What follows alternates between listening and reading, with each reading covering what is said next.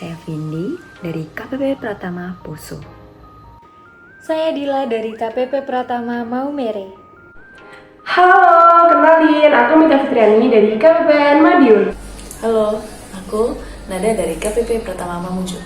Kami dari kelompok 3 Angkatan 1 Pelatihan Dasar CPNS BDK Malang akan mereview poin-poin berakhlak yang ada di dalam film berjudul Pengabdian untuk Negeri. Selamat menyaksikan.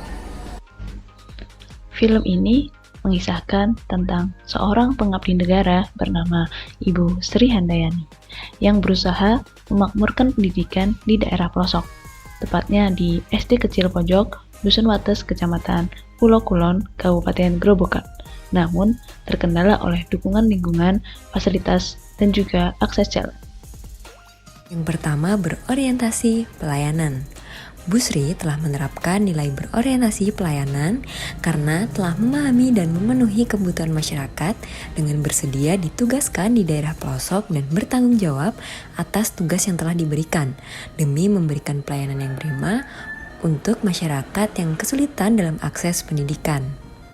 Yang kedua adalah akuntabel. Bu Sri telah menerapkan nilai akuntabel karena telah melaksanakan tugas dengan bertanggung jawab, cermat, dan berintegritas yang dapat dilihat dari pekerjaannya yang tuntas. Tidak patah semangat dan tetap bertanggung jawab dalam menjalankan tugasnya, walaupun selama perjalanannya sering mengalami beberapa kejadian yang tidak menyenangkan, seperti rem yang patah maupun terjatuh dalam kendaraan bermotor. Namun terdapat pelanggaran yang telah dilakukan oleh Bu Sri, yaitu beliau ini melaksanakan tugas dengan tidak disiplin karena telah datang terlambat. Dilihat dari jam kedatangan beliau adalah pukul 07.15 waktu setempat, dengan asumsi jam masuk sekolah negeri adalah pukul 07.00 waktu setempat. Jadi kedatangan tersebut dianggap terlambat.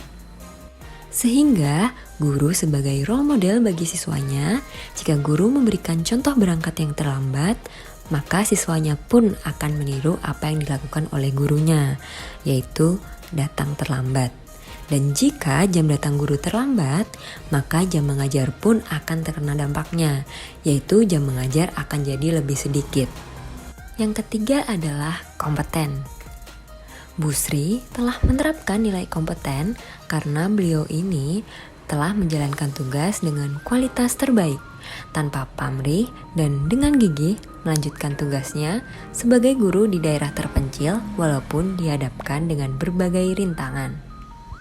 Keempat, harmonis. Ikhlas dalam mengajar para siswa tanpa membedakan satu sama lain dan tidak mengharapkan imbalan apapun.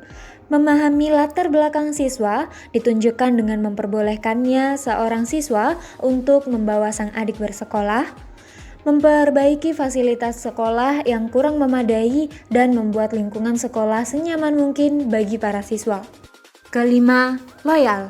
Berusaha dengan kemampuan terbaik untuk mendukung tercapainya tujuan nasional, yaitu mencerdaskan kehidupan bangsa, yaitu dengan rela mengabdi untuk negeri dengan mengajar hingga masa pensiunnya di SD Kecil Pojok. Ia juga mengorbankan waktu dan tenaga sepenuhnya untuk mengabdi pada negeri. Misalnya, pada saat beliau dalam keadaan berduka, beliau tetap tegar menjalankan tugasnya demi mencerdaskan anak bangsa. Yang keenam, adaptif.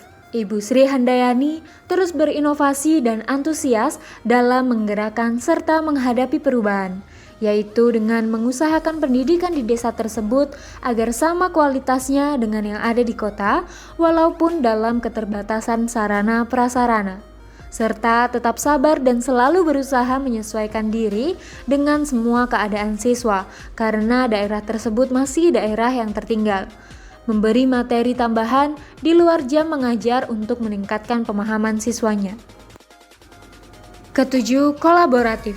Ibu Sri Handayani membangun kerjasama yang sinergis dengan warga desa setempat, yaitu dengan terus membimbing kepada seluruh masyarakat agar sadar akan pentingnya pendidikan bagi masa depan bangsa. Beliau juga membangun komunikasi dengan para wali murid agar dapat bersinergi dan saling mendukung dalam proses menjalankan pendidikan. Beberapa penyebab masalah pokok dalam film Pengabdian untuk Negeri, antara lain Akses jalannya masih buruk. Ini terlihat ketika Bu Sri Handayani hendak berangkat menuju ke tempat kerjanya. Yang kedua, kurangnya penerangan pada sepanjang jalan. Yang ketiga, fasilitas dan sarana prasarana pendidikan yang masih kurang layak. Ini terlihat pada atap gedung sekolah itu bolong-bolong. Pada meja dan kursi siswa banyak yang lapuk. Dan masih banyak lagi.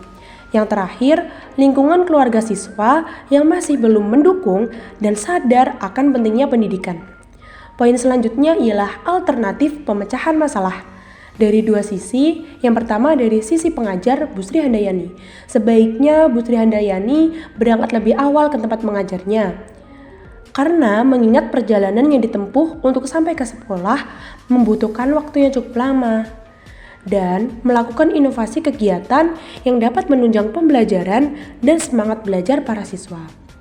Dari sisi pemerintah, hendaknya pemerintah memperbaiki pemerataan pendidikan di Indonesia, khususnya pada daerah-daerah pelosok negeri, agar membentuk generasi yang cerdas, dan juga memperbaiki akses jalan serta sarana prasarana sekolah agar suasana belajar menjadi lebih nyaman. Yang terakhir ialah konsekuensi penerapan alternatif pemecahan masalah. Yang pertama, pendidikan di Indonesia merata hingga pelosok. Terciptanya SDM yang berkualitas, masyarakat makmur dan sejahtera, meningkatnya semangat siswa dalam menuntut ilmu, serta mempermudah semua pihak menjangkau lokasi pendidikan.